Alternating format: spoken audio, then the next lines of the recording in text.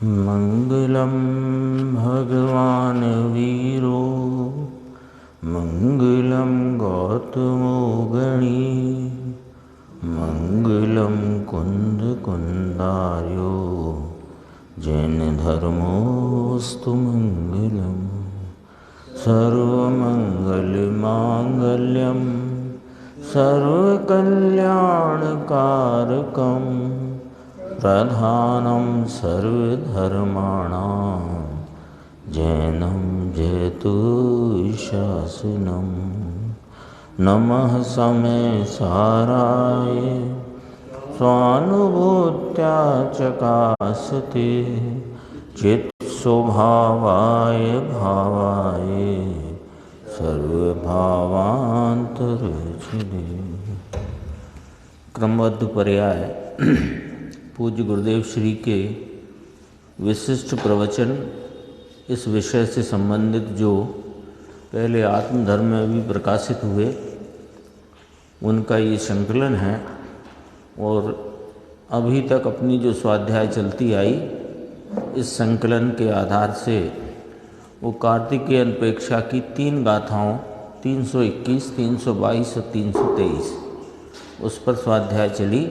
इसका हेडिंग था अनंत पुरुषार्थ।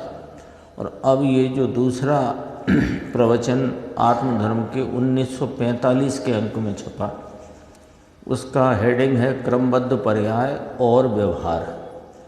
तो इसमें अपन 31 नंबर पेज से देखते हैं।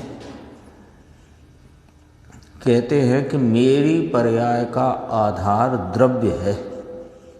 इस प्रकार जिसको द्रव्य दृष्टि हो गई है उसने पर से अपने को भिन्न जाना है एक, और यह जाना है कि विकार से मेरी पर्याय प्रकट नहीं होती तथा स्वभाव दृष्टि के होने पर अपूर्ण दशा जितना भी मैं नहीं हूँ, इस प्रकार पूर्ण स्वभाव का ही बल आ गया है ना। अभी व्यवहार की स्थिति क्या है साधक की दशा में, साधक को व्यवहार है। साधक कौन है कि जिसने पर्यायों की क्रमबद्धता को स्वीकार किया, जिसने अपनी पर्याय का आधार मेरा द्रव्य है ऐसा स्वीकार किया, तो इसमें उसको द्रव्य दृष्टि हुई है ना। पर्याय क्रम नियमित है, पर्याय अपने क्रमबद्धता से होती है। इसमें यह बात भी समाहित है कि जो पर्याय है वह उसी द्रव्य से होती है, अन्य से नहीं होती। तो इसकी प्रतीति में, इसके विश्वास में दृष्टि द्रव्य पर ही आती है। ये इधर से बात कही गई है।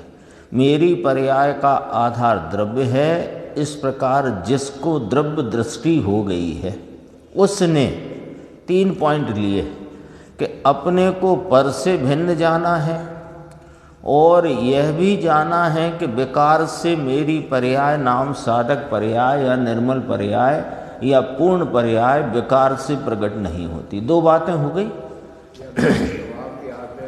हाँ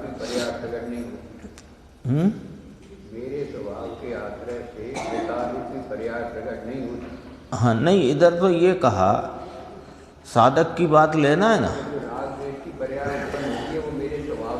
हाँ वो बात भी है, पर यहाँ जो दूसरे पॉइंट में लिया कि विकार से मेरी पर्याय प्रकट नहीं होती। हाँ यानी व्यवहार रूपी कोई राग है, उससे मेरी कोई साधक पर्याय, कोई निर्मल पर्याय, कोई पूर्णता की पर्याय उससे उत्पन्न नहीं होती। पॉइंट ये लिया कि जिसको द्रव्य दृष्टि हुई यानी जिसकी परिणति में साधक दशा का जन्म हो गया, हाँ साधक दशा का जन्म हो गया, वो अपने को पर से भिन्न जानता है, एक पॉइंट। और किसी भी प्रकार से कोई विकार मेरी पर्याय को प्रकट नहीं करता, यानी विकार से मेरी पर्याय प्रकट नहीं होती। मेरी निर्मल दशा और उसकी पूर्णता निर्मलता की वो विकार से नहीं होती। तीसरी बात, स्वभाव दृष्टि हुई है ना, तो स्वभाव दृष्टि होने पर अभी दशा में अपूर्णता तो है, किंतु इतना ही मैं नहीं हूँ। इस प्रकार पूर्ण स्वभाव का ही बल आ गया।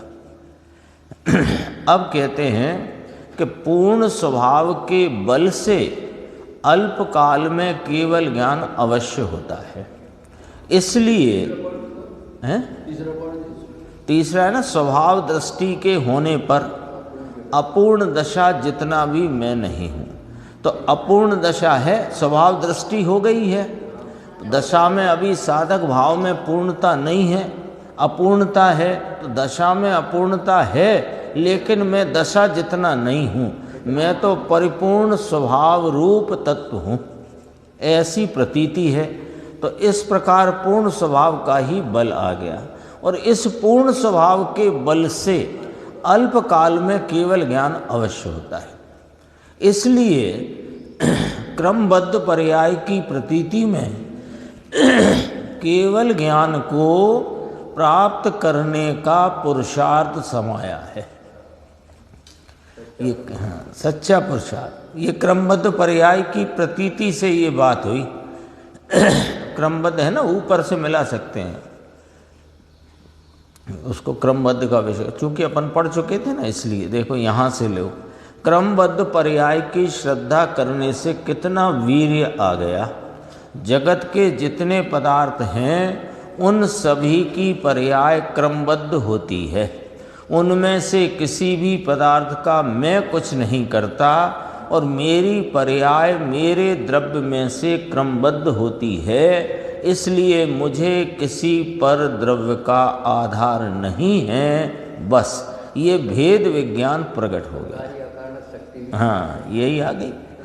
तो मेरी पर्याय का, जब मुझे किसी पर द्रव्य का आधार नहीं, तो यहाँ से बात आई मेरी पर्याय का आधार द्रव्य है। इस प्रकार जिसको भेद विज्ञान पूर्वक पर्यायों की क्रमबद्धता को जानकर द्रव्य दृष्टि हुई है, उसके 3 पॉइंट अपन ने देखे।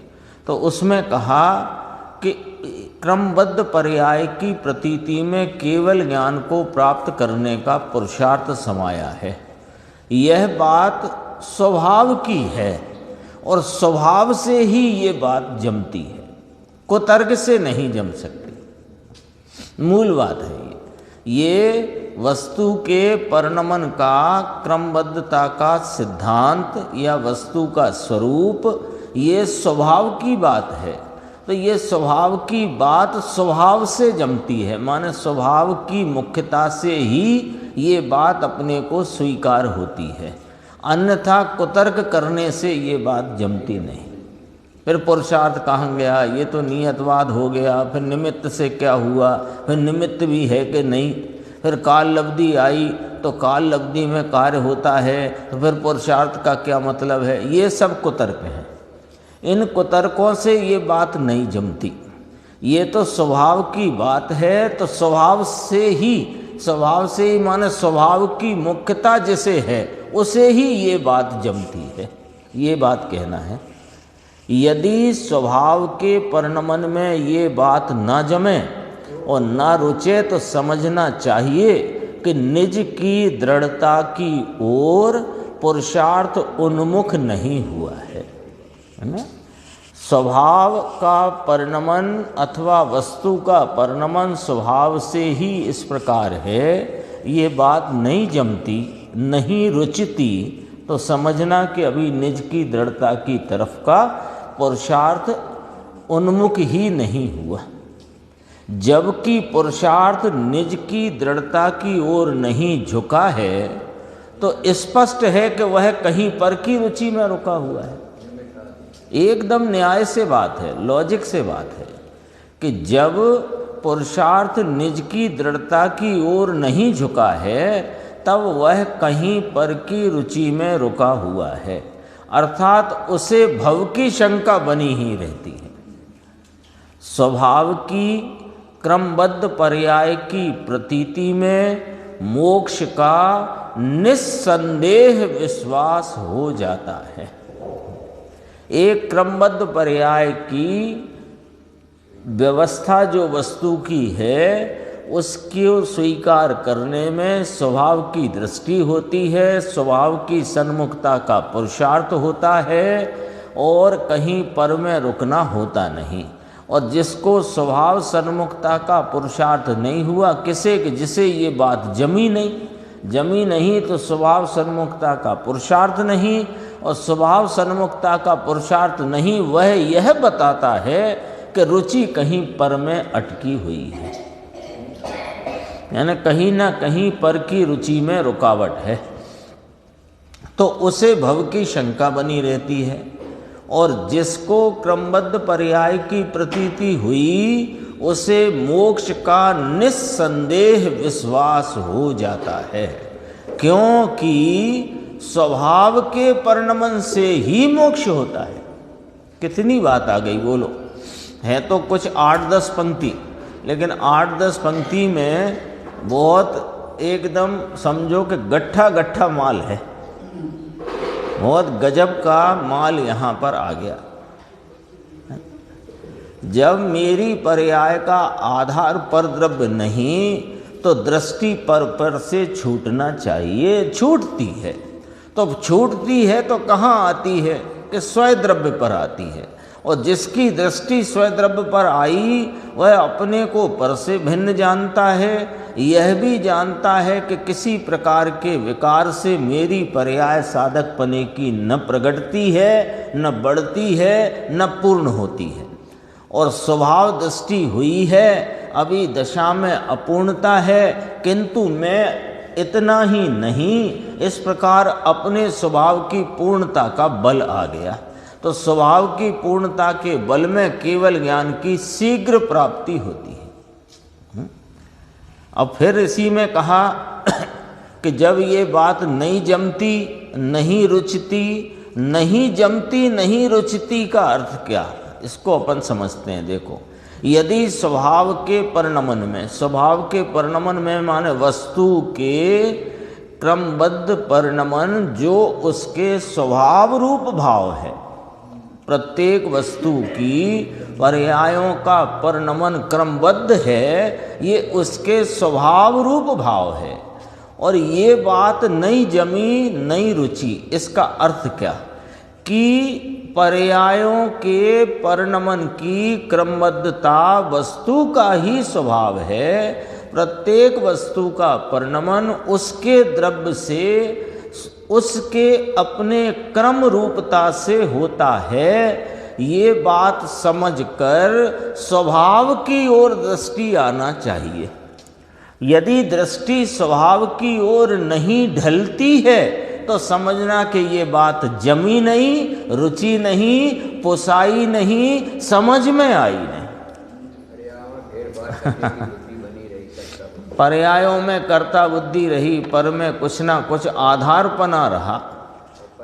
हाँ, तो पर का आधार क्या रहा कि मेरी साधकता, मेरी साधक पने में आगे बढ़ने की क्रिया प्रक्रिया और पूर्णता की प्राप्ति का पुरुषार्थ, उसमें किंचित भी पर द्रव्य का आधार मानता है तो उसे न किसी पर द्रव्य के क्रमबद्ध परिणमन की बात जमी है, न अपने द्रव्य के क्रमबद्ध परिणमन की बात जमी। एक क्रमबद्ध की बात चलती है ना, तो क्रमबद्धता में वस्तु के स्वाधीन परिणमन जो क्रमबद्ध है, इसकी स्वीकारता में सारा पुरुषार्थ समाया हुआ है। उसको मोक्ष की निस्संदेह प्राप्ति होती है और उसे मोक्ष का निस्संदेह विश्वास होता है। देखो, अब प्रश्न आया, विषय है ना अपना, इसका विषय देखो, क्रमबद्ध पर्याय और व्यवहार। अब जरा व्यवहार क्या है बीच में आता तो है, अपन ने इसमें भी देखा तीसरे पॉइंट में कि स्वभाव दृष्टि के होने पर अपूर्ण दशा है तो उतना ही मैं नहीं हूँ। तो अब यहाँ प्रश्न आया कि क्रमबद्ध पर्याय में भी बीच में व्रत तप का शुभ विकल्प रूप व्यवहार तो आता ही है ना साहेब।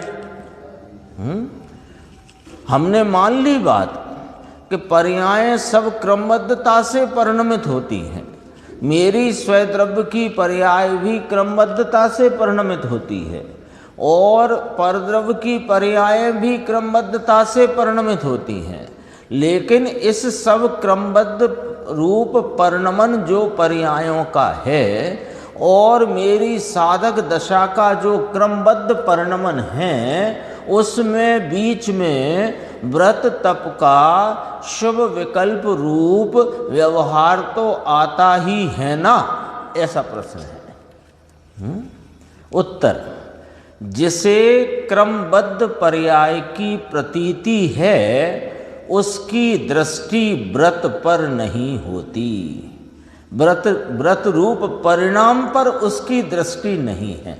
ये प्रश्नकार का प्रश्न किस प्लेटफॉर्म से है कि साहब व्रत का परिणाम भी आता ही है साधक को बीच में, तो साधक की अवस्था में जो व्रत आदि के परिणाम हैं वे शुभ भाव विकारी भाव वे भी तो क्रमबद्धता से आते हैं ना, क्योंकि वो भी तो क्रमबद्ध परिणमन है ना। तो कहते हैं कि जिसे क्रमबद्ध पर्याय की प्रतीति है उसे उसकी दृष्टि द्रव्य स्वभाव पर है, उसकी दृष्टि व्रत रूप परिणाम पर नहीं होती, किंतु द्रव्य पर होती है। आ गया ना। यद्यपि व्रत भी क्रमबद्ध पर्याय ही है, इसलिए ज्ञानी उसे भी ज्ञाता रूप में जानता है, परंतु उसकी भावना नहीं करता। क्या स्पष्ट है? जवाब में कितनी स्पष्टता है। देखो प्रश्न क्या है कि साहब पर्यायें सब क्रमबद्ध होती हैं, तो साधक दशा में भी तो क्रमबद्ध परिणमन है, तो विकार भी उस अवस्था में जो जिस काल में जो अवस्था के अनुसार विकार आना है उसकी अवस्था भी होती ही है, तो आता तो है ना। तो यहाँ जवाब आता कि हाँ बराबर, लेकिन जवाब क्या आया कि तुम कहाँ से पूछ रहे हो, तुम उस जो व्रत आदि के विकल्प रूप जो व्यवहार है, व्रत आदि के विकल्प रूप जो परिणाम विकार का है, तुम उसको देखकर पूछ रहे हो। तो कहते हैं कि जिसे क्रमबद्ध पर्याय की प्रतीति है उसकी दृष्टि द्रव्य पर होती है, उसकी दृष्टि व्रत पर नहीं होती, व्रत नाम पर उस व्रत रूपी परिणाम पर नहीं होती। यद्यपि, फिर समझाते हैं, यद्यपि व्रत भी क्रमबद्ध पर्याय ही है, वो भी पर्यायों की क्रमबद्धता से अपने स्वकाल में वह परिणाम उपस्थित हुआ है, इसलिए ज्ञानी उसे भी ज्ञाता रूप से जानता है, परंतु उसकी भावना नहीं करता कि अब मैं साधक हो गया हूँ, अब मुझे व्रत के परिणाम आने चाहिए, अब ये वाला परिणाम आना चाहिए, अब मेरी भूमिका थोड़ी बढ़ गई है स्थिरता की, तो अब देश व्रत के परिणाम आने चाहिए, ऐसा जो है वो मिथ्या दृष्टि है। यहाँ कहेंगे बिल्कुल किसी की भी लाज शर्म के बिना कहेंगे। सुनो देखो, बीच में जो व्रत आता है उसकी जैसे भावना है उसे स्वरूप की भावना नहीं है, उसकी दृष्टि पर्यायों पर है, और पर्याय दृष्टि पज्य मूढ़ा मिथ्या दृष्टि। जिसकी दृष्टि द्रव्य पर है उसे बीच में उत्पन्न होते, क्रमबद्धता में उत्पन्न होते व्रत आदि के जो कषाय की मंदता वाले परिणाम हैं वे उनका ज्ञाता होता है, भावना नहीं करता। और जिसे बीच में उत्पन्न होते व्रत आदि के परिणामों की भावना है उसे स्वरूप की भावना नहीं है। बोलो, साफ सुथरी बात है नहीं, एकदम ऐसी बात है, 2 और 2 4 वाली बात है, कोई कठिन बात नहीं है। तो होते तो हैं, अरे होते तो हैं, ये तुम्हारी होते तो हैं की दृष्टि बताती है कि तुम्हें व्रतों की भावना है, स्वरूप की भावना नहीं है।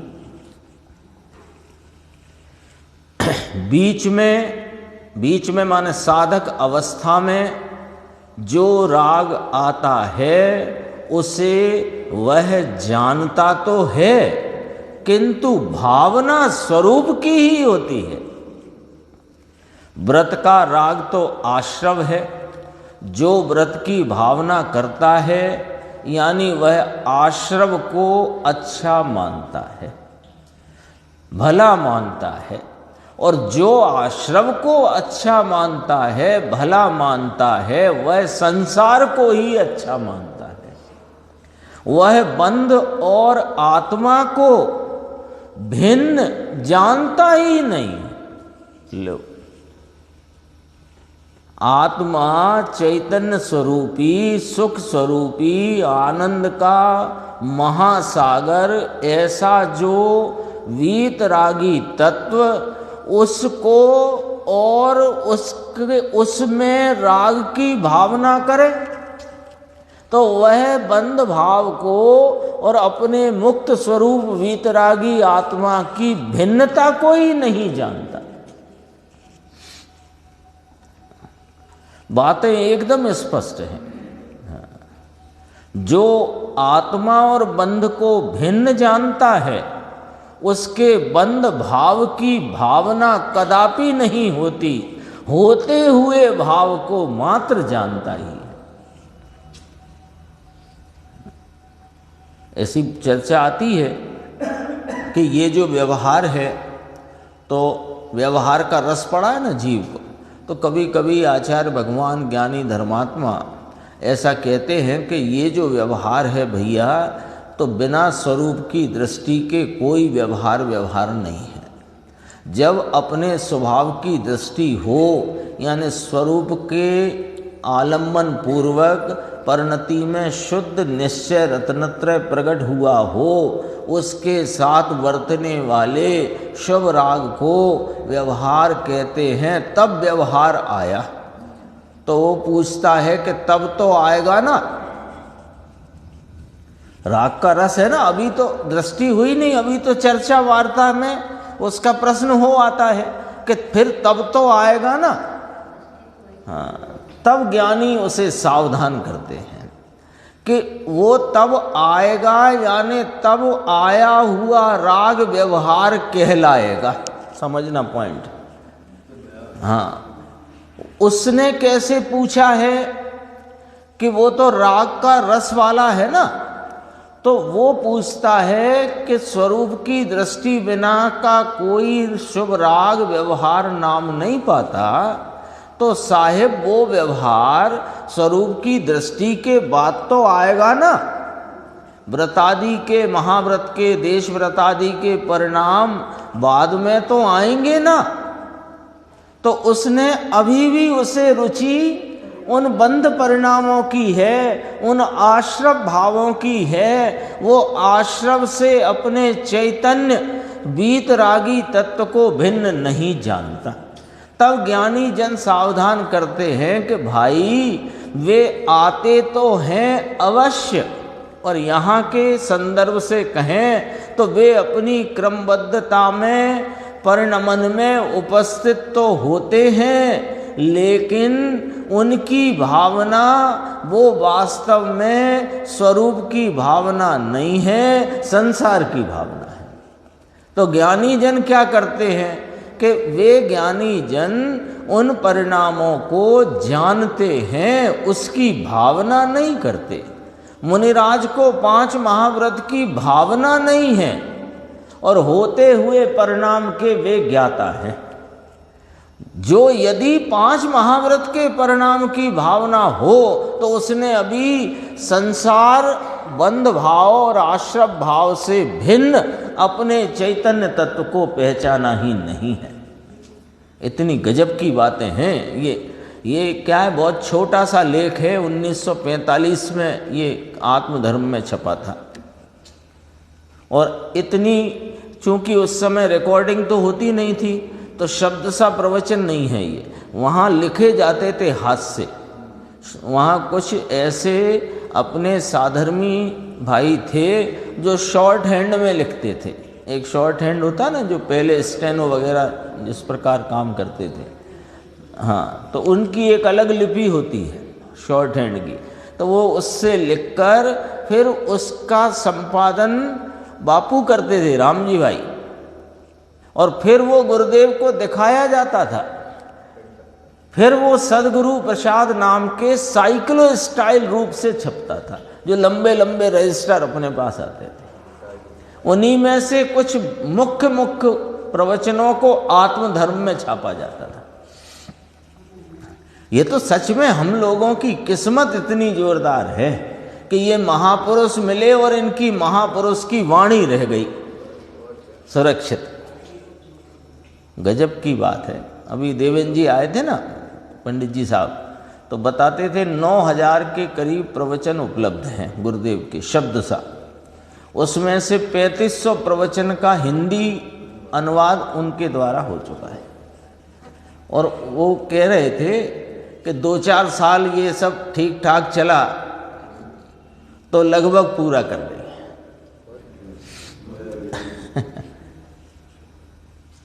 देखो कितना, ये संकलन भी कोई बहुत अद्भुत किया है उन्होंने, छाट छाट के सब में से निकाल कर ये अपने सामने एक पुस्तकाकार, 290 पेज की पुस्तक है ये।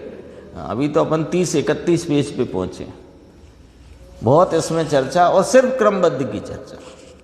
देखो क्या कहते हैं, जो आत्मा और बंध को भिन्न जानता है, उसके बंध भाव यानी आश्रय भाव यानी विकारी भाव यानी शुभ भाव यानी व्रत का भाव, उसकी भावना कदापि नहीं होती। आगे चलते हैं, आगे भी और चर्चा गंभीर है। देखो 32 पेज आ गया, 4 पंक्ति छोड़कर, कि वस्तु की क्रमबद्ध पर्याय होते समय, व्यवहार की बात प्रश्न पूछा गया था, अब उसी की बात और आगे कहते हैं कि वस्तु की क्रमबद्ध पर्याय होते समय निमित्त की उपस्थिति होती है, किंतु वस्तु की पर्याय में वह किंचित मात्र सहायक नहीं है। कल आई थी बात, जो अपन कार्तिकेय अपेक्षा का जो व्याख्यान था गुरुदेव का, उसमें से कि निमित्त की जो निमित्त तो है, लेकिन उपादान के परिणमन में निमित्त की सर्वथा नास्ति है। ये एकदम सिद्धांत रूप बात है। ये पकड़ में आ गई तो फिर निमित्त पर जितना जोर जाता है वो छूट जाएगा। अब उसी की चर्चा यहाँ आई। वस्तु की क्रमबद्ध पर्याय होते समय निमित्त की उपस्थिति होती है, किंतु वस्तु की पर्याय में वह किंचित मात्र सहायक नहीं है। वस्तु दृष्टि की प्रतीति में क्रमबद्ध शुद्ध पर्याय प्रकट होने पर बीच में जो विकल्प रूप व्यवहार आता है, वह भी शुद्ध पर्याय के लिए सहायक नहीं है। देखो पॉइंट पकड़ना एक एक। ये क्या है, मैंने इसलिए चर्चा करी कि ये प्रवचन अपने सामने किस प्रकार उपलब्ध हुआ है। शॉर्ट हैंड से लिखा गया पूरा, उसमें से फिर चूंकि बहुत 1 घंटे में तो करीब करीब समझो 12-15 पेज हो जाए, तो 12 पेज हो जाए, 14 पेज हो जाए, तो उसमें से मूल जो अंश आए उनको लिया और उनको लेकर के फिर वो आत्मधर्म में छपे। तो ये जो कुछ चल रही है बात, एकदम मुद्दे की बात चलती है। देखो पहले कहा क्रमबद्ध वस्तु की क्रमबद्ध पर्याय होते समय निमित्त की उपस्थिति होती है, किंतु वस्तु की पर्याय में वह किंचित मात्र सहायक नहीं है। तो जो साधक की अवस्था में व्रत आदि के परिणाम जो आते हैं वे निमित्त कहलाए हैं। निमित्त कहलाते हैं ना, उन्हें निमित्त कहा जाता है। तो उसकी तरफ से कथन किया कि वे वस्तु की पर्याय में किंचित मात्र सहायक नहीं है। ये तो निमित्त की तो ये सार्वभौमिक सर्वथा इसी प्रकार व्याप्ति है निमित्त नैमित्तिक की। अब देखो वस्तु दृष्टि की प्रतीति हुई तो क्रमबद्ध शुद्ध पर्याय प्रकट हुई। अब उसमें बीच में जो विकल्प रूप व्यवहार आता है वह भी शुद्ध पर्याय के लिए सहायक नहीं है, इसलिए उस व्यवहार का खेद होना चाहिए। बोलो है। ये खेद होना चाहिए शब्द कह करके कहना क्या है कि उसका उत्साह नहीं होना चाहिए। हाँ, खेद होना चाहिए। इसमें अमृतचंद्र आचार्य के 5वें समयसार ग्रंथ के 5वें कलश का यहाँ उद्धरण दे करके गुरुदेव श्री फरमाते हैं, देखो, व्यवहारणया स्याद्यद्यपि प्राक् पदव्याम् एह निहित पदानाम हन्त हस्तावलम्बः तदपि परमर्थं चित् चमत्कार मात्रं परम विरहित मंतः पश्यताम नैव किंचित। ये जो बात कही इसी के आधार से कही, और इसका अर्थ यहाँ लिखा है, जिनने इस पहली पदवी में जब तक शुद्ध स्वरूप की प्राप्ति ना हुई हो तब तक अपना पहला कदम रखा है, उस पुरुष के शुद्ध स्वरूप की प्राप्ति माने पूर्णता की बात है ये। हाँ, ये नहीं कि अभी पहली पदवी लिखा है ना, तो पहली पदवी कहाँ से शुरू होती है? शुद्ध स्वरूप का भान तो प्रतीति तो हुई है, पूर्णता की प्राप्ति नहीं हुई है। यहाँ अर्थ का अनर्थ न करना, ये नहीं अर्थ है इसका कि जब तक शुद्ध स्वरूप की प्राप्ति नहीं हुई तब तक व्यवहार पालो। समझना बात को। हाँ, शुद्ध स्वरूप की साक्षात परिपूर्ण प्राप्ति नहीं हुई हो तब तक, क्यों, ये अर्थ कैसे निकाला जा रहा है कि व्यवहार कब कहलाता है कि जब स्वरूप की प्रतीति हुई है और पूर्णता की प्रतीति नहीं हुई, तो बीच में जो मंद राग रूप परिणाम है उसे अनुकूल जानकर निमित्त रूप व्यवहार कहने में आया है ना? है? हाँ, चौथे के बाद, यानी चौथे से, ऐसा भी ले सकते हैं। चौथे में व्रत का परिणाम तो नहीं होता, पर जो दान पूजा आदि का प्रभावना का परिणाम है वो भी मंद राग का परिणाम है, उसे भी व्यवहार कहते हैं। देखो, जिन्होंने इस पहली पदवी में जब तक शुद्ध स्वरूप की प्राप्ति नहीं हो तब तक अपना पहला कदम रखा है, उस पुरुष के लिए यद्यपि व्यवहार नय को हस्तावलंबन रूप कहना पड़ा है, कहना पड़ा है, हस्तावलंबन उसे कहना पड़ा है, जो कि खेद की बात है। ये कहां से अर्थ आया? देखो, स्याद यद्यपि प्राक पदव्याम इह निहित पदानांद हंत, हंत शब्द आया ना, खेद की बात है। तथापि जो पुरुष चैतन्य चमत्कार मात्र पर द्रव्य भावों से रहित शुद्ध नय के विषय भूत परम अर्थ को अंतरंग में देखते हैं, उसकी श्रद्धा करते हैं तथा बिल्कुल लीन होकर चारित्र भाव को प्राप्त होते हैं, उन्हें यह व्यवहार ने किसी भी तरह प्रयोजन भूत नहीं है।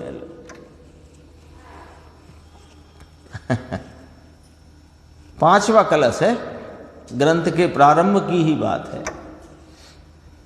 देखो, इसको स्पष्ट करते हैं। देखो, व्यवहार नए बीच में आ जाता है, तो बीच का तो अपन कई बार विवेचन कर चुके हैं, विचार कर चुके हैं। बीच किसे कहा? जब स्वरूप की प्राप्ति हुई और पूर्णता प्राप्त नहीं हुई, वो बीच कहलाता है ना? बीच इसको नहीं कहते कि हम आत्मा के जिज्ञासु हैं, हमें आत्मा प्राप्त नहीं हुई तब तक बीच है। अभी बीच कुछ नहीं है यहाँ। बीच कहाँ हुआ? ऐसे कहते हैं ना, भोजन के बीच में पानी पियो, तो भोजन का बीच कब कहलाएगा कि भोजन करना तो शुरू करा होए और पूर्ण नहीं किया होए, ऐसा। तो कहा व्यवहार ने बीच में आ जाता है, उसे हंत कहकर तिरस्कृत किया। तो थोड़ी बात को जरा गंभीरता से विचार करो, तो ये किसको तिरस्कृत किया है? कि वे दया दान व्रत पूजा भक्ति के परिणाम को तिरस्कृत किया। और वे भी किसके? कि जिसको स्वरूप दृष्टि हुई है उसके। जिसको स्वरूप दृष्टि नहीं उसके तो गिने ही नहीं जाते, जिसके गिने गए उसके। व्यवहार पर द्वेष नहीं है। देखो क्या गजब की बात है। वो कोई द्वेष का भाव नहीं है कि उस पर द्वेष किया जाए, किंतु उसके प्रति उपेक्षा है। क्योंकि उसकी यदि अपेक्षा करी तो ये चैतन्य भगवान की उपेक्षा हो जाती है, किंतु उसके प्रति उपेक्षा है, उस ओर दृष्टि का बल नहीं है। एक एक लाइन इतनी कीमती है। सैद्धांतिक रूप से ये गुरुदेव के व्याख्यान जो यहाँ अपने को प्राप्त हुए हैं, एक एक लाइन कीमती है, सैद्धांतिक रूप से मजबूत है। देखो, उस ओर व्यवहार ने बीच में आ जाता है, उसे बीच तो समझ ही गए अपन सब लोग। और फिर इसमें ये भी कहा कि जब इन व्यवहार भावों को छोड़कर स्वरूप की दृष्टि और उसकी संचेतना में वर्तते हुए उसी में लीन रहते हैं तो उन्हें तो कोई रूप से प्रयोजन भूत नहीं है। ये भी बात इसी कलश में कही गई। अब इसकी खुलासा कहते हैं कि बीच में जो व्यवहार नए, यानी व्यवहार नए रूप से कहे जाने वाले जो दया दान व्रत भक्ति के परिणाम हैं, उन्हें हंत कहकर तिरस्कृत किया है। व्यवहार पर द्वेष नहीं है। अब एक एक चीज समझना, व्यवहार पर द्वेष नहीं है किंतु उसके प्रति उपेक्षा है। कैसे? कि सुनो, उस ओर दृष्टि का बल नहीं है। ज्ञानी धर्मात्मा साधक जीव, उनकी दृष्टि का बल उस राग के परिणाम पर नहीं है। दृष्टि निषेध करती है और ज्ञान उसे जानता है। वो होते हुए परिणाम को ज्ञान जानता है, उसी काल में दृष्टि निषेध करती है। अद्भुत है बात। ज्ञान क्यों जानता है? कि ज्ञान का काम जानने का है, तो होते हुए भावों को जानता है और दृष्टि उस समय भी उसका निषेध करती है। तो जब दृष्टि उसका निषेध करती है तो उसके प्रति उपेक्षा भाव है और स्वरूप के प्रति अपेक्षा भाव है। ज्ञान उसे जानता है, बीच में व्यवहार आता है या आ जाता है, वह भी क्रमबद्ध ही है। पूर्ण होते होते बीच में साधक दशा में व्यवहार नहीं आएगा तो क्या पूर्ण हो जाने पर व्यवहार का विकल्प उठेगा? ये इसलिए कहा, इसका अर्थ यहाँ समझना पहली पंक्ति का। जिनने इस पहली पदवी में जब तक शुद्ध स्वरूप की प्राप्ति नहीं हो तब तक अपना पहला कदम रखा है, वहाँ पर इस व्यवहार नय को माने व्यवहार रूपी शुभ राग मंद राग के परिणाम को हस्तावलंब रूप कहना पड़ा है। कहना पड़ा है, खेद की बात है। तो यहां से गुरुदेव ने अर्थ किया, देखो, पूर्ण होते होते, पहले लिखा ना, बीच में व्यवहार हो जाता है, आ जाता है, वह भी क्रमबद्ध ही है। पूर्ण होते होते बीच में साधक दशा में व्यवहार ना आएगा तो क्या पूर्ण होने पर व्यवहार का विकल्प उठेगा? जब पूर्ण वीतरागता हो जाएगी तब उठेगा क्या?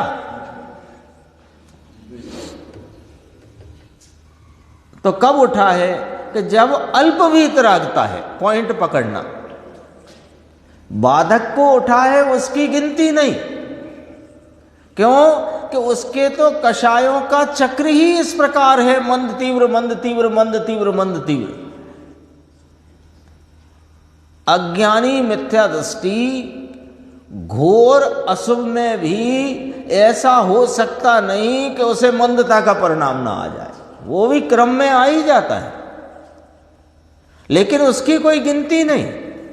गिनती कब हुई? जब साधक हुआ। तो साधक हुआ तब गिनती हुई और साधक उसे गिनता नहीं। ये तो अज्ञानी नाच रहे हैं उस पर। ये तो इसकी स्थिति ही ऐसी है कि साधक दशा में बीच जरूर समझ लेना अच्छे से। बीच शब्द का अर्थ बहुत स्पष्ट होना चाहिए। बीच कहेंगे ही कब? अपन ने कहा यात्रा के बीच में ध्यान रखना। तो यात्रा का बीच कब है? स्टेशन पे या घर में बैठे हैं टिकट पकड़ के, तब यात्रा का बीच आ गया कि ना, यात्रा प्रारंभ हुई और पूर्ण नहीं हुई तब तक बीच कहलाता है। अच्छे से समझना बीच, क्योंकि इस शब्द का बहुत प्रयोग है। हाँ, साधक दशा कहना हो तो बीच कहेंगे। साधक दशा में बीच में बाधक रूप व्यवहार आता ही है। कौन है व्यवहार? दया दान व्रत भक्ति पूजा का परिणाम कौन है? बाधक रूप भाव है। किंतु यदि जीव उस व्यवहार में यानी दया दान पूजा व्रत भक्ति में रुक जाए तो वह साधक दशा में आगे नहीं बढ़ सकता, प्रत्युत बल्कि वह तो मिथ्या दृष्टि हो जाएगा। दृष्टि द्रव्य के आलंबन में जब दृष्टि वर्तती है तब बीच शुरू होता है। अब बीच में बाधक रूप व्यवहार आता ही है। बीच में स्वरूप की स्थिरता बढ़ने पर व्रतादि का और बढ़ने पर महाव्रत आदि का परिणाम आता ही है।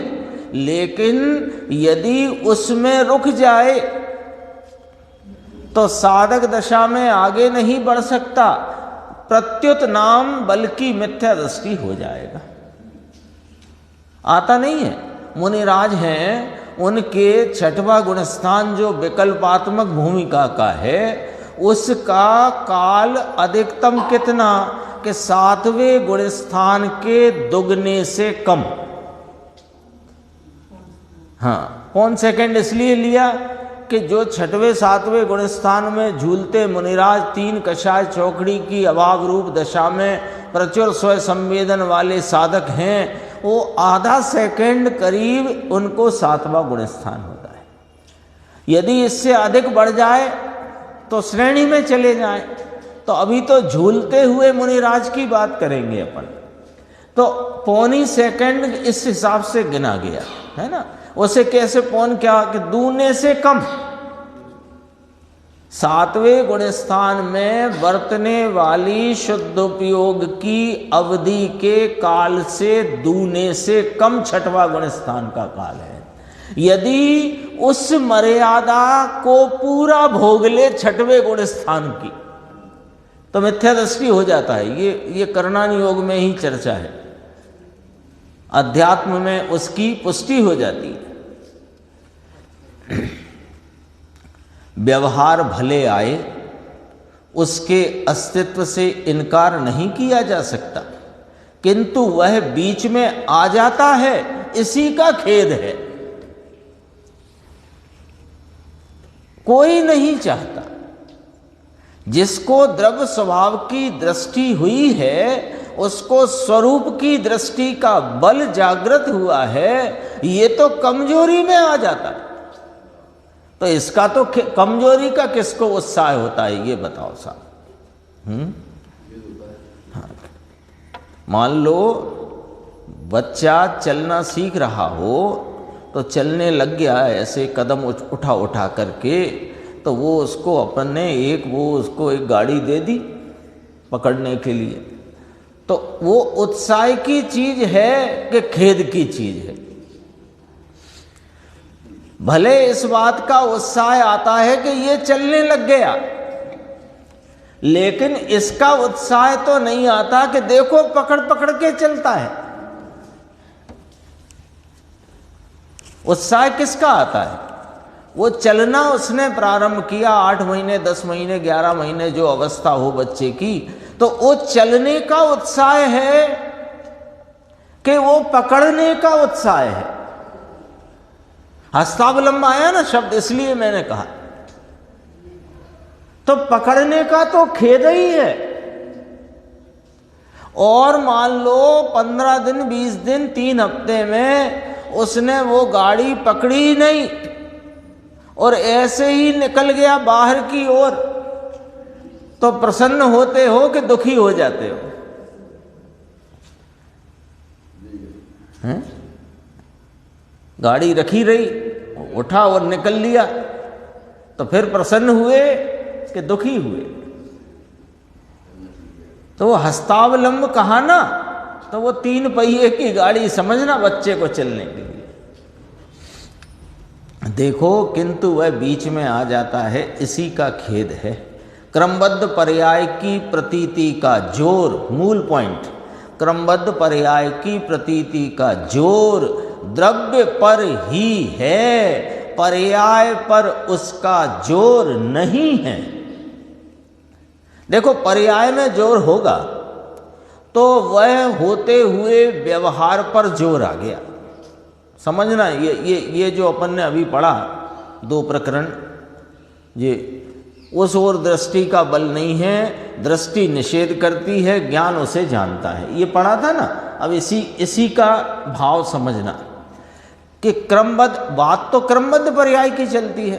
तो वो जो राग उठता है साधक को, देश व्रत का उठता हो अथवा महाव्रत का उठता हो, वो जो राग उठा है, भक्ति का हो, पूजा का हो, शास्त्र स्वाध्याय का हो, वो जो कोई राग उठा है वो राग क्रमबद्धता में उत्पन्न हुआ है। तो वो कहाँ उत्पन्न हुआ है? कि पर्याय में उत्पन्न हुआ है। और पर्याय में किस रीति से उत्पन्न हुआ है?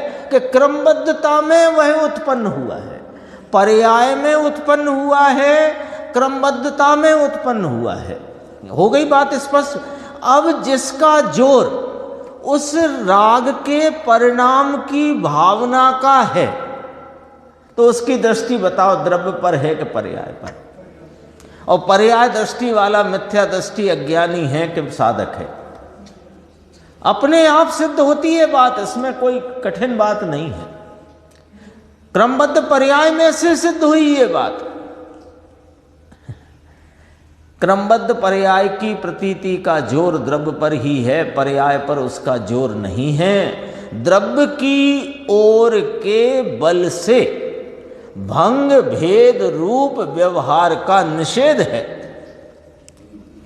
भंग भेद रूप, भंग भेद क्या है इसमें? कि जो पर्याय में भंग पड़ते हैं, भंग पड़ते हैं ना, मंदता के परिवर्तन होते हैं, वो भंग पड़ते हैं, वे भेद रूप भाव हैं। वो उसका जैसे निषेध नहीं है, यानी उसकी जैसे भावना है, उसका यदि कदाचित उसको उत्साह है तो द्रव्य स्वभाव का निषेध है। ऐसी है बात। तो होता हुआ परिणाम है, इसका क्या करना कि जानना। तेते काले जाने लो प्रयोजन वांछे, आ गई 12वीं गाथा। और दृष्टि कहाँ है? कि दृष्टि अपने द्रव्य स्वभाव पर है। यदि उस परिणाम की भावना हो जाए कि मेरे को तो अब महाव्रत का परिणाम आना चाहिए और आ गया, तो द्रव्य स्वभाव पर से दृष्टि छूट गई है। देखो 33 नंबर पेज आया। कुंद कुंद भगवान दृढ़ता पूर्वक सचेत करते हैं कि हे भाई ध्यान रखना, स्वभाव की साधक दशा के बीच में राग भले आ जाए, मुनि दशा में भी विकल्प भले उठे, किंतु उसे साधन मत मान बैठना।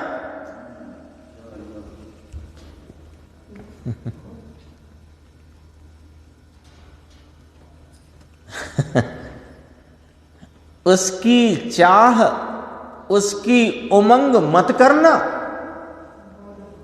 वह बाधक भाव है।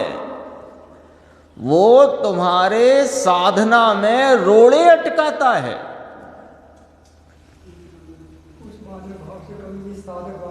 हाँ, हम मुनिराज हजारों वर्ष 6वें 7वें गुणस्थान में झूलते रहते हैं। किस बाधा, क्या बाधा है उनको? विचार करो। यानी महल दो महले छोड़कर, रानियां घर कुटुंब छोड़कर, राजाई छोड़कर वन जंगल में गए हैं, स्वरूप की आराधना करते हैं, स्वरूप की साधना करते हैं और हजार हजार वर्ष तक पूर्णता नहीं होती, तो उसमें बाधा किसकी है? ये तो अपने ही सामने प्रश्न है। बताओ कौन सी बाधा है? एक ही जवाब आएगा, दूसरा कोई जवाब हो तो कहो। एक ही जवाब आया कि बाधा है वो छठवें गुण स्थान की के योग के उठने वाले विकल्पों की बाधा है। 5 महाव्रत 28 मूल गुण की बाधा है, वे साधन नहीं है। तो का मुनि दशा आया, उसमें अरिहंत की परिभाषा मोक्ष मार्ग प्रकाशक में क्या आई है? वो ग्रस्त अवस्था छोड़कर शुद्ध उपयोग रूप मुनि दशा को अंगीकार करके निज स्वभाव साधन। 5 महाव्रत साधन कहाँ कहा वहां पर? क्योंकि है ही नहीं तो कहें कैसे?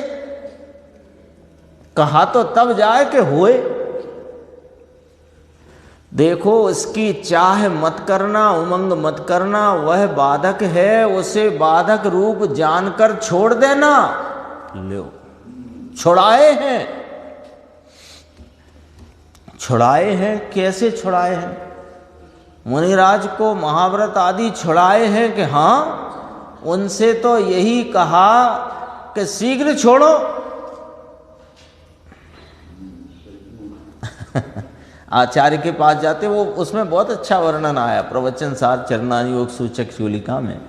इसका पूरा प्रकरण क्या, पूरा प्रसंग ही वहाँ समझो चित्रित कर दिया है। आचार्य के पास जाते हैं, उनको नमन करते हैं, उनसे मुनि धर्म अंगीकार करने की उनको प्रार्थना करते हैं, वे पहचानते हैं, ये पहचानते, सब वर्णन है। तो फिर वे क्या कहते हैं कि तुम दीक्षा ले लो, और वो दीक्षा ले लेते हैं।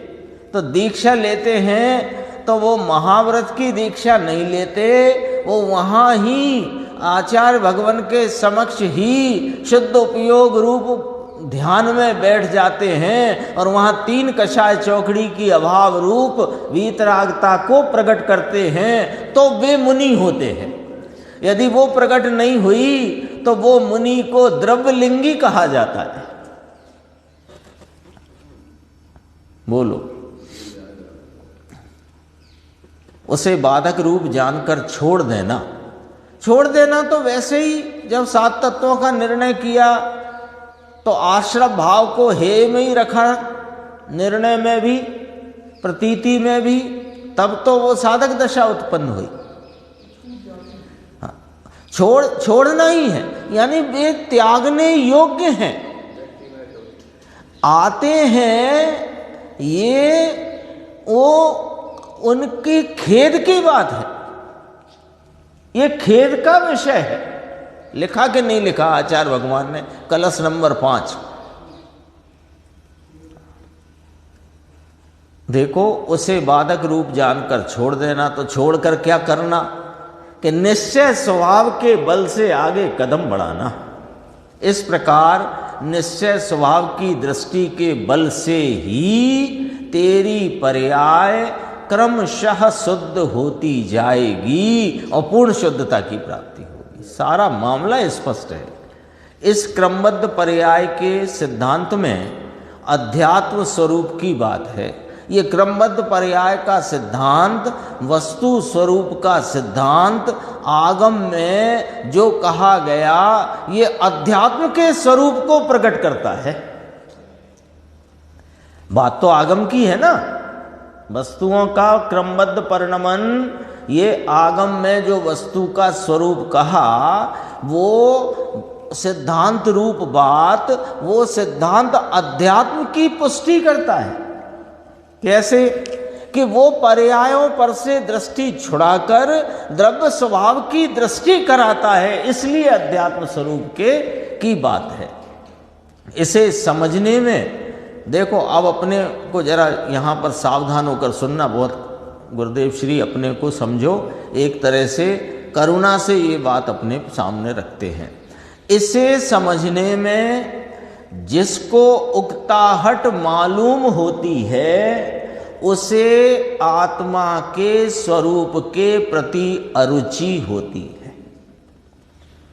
ये लो, ये अपने को बात कही ना, तो ये अत्यंत करुणा से कही है ये वाली बात।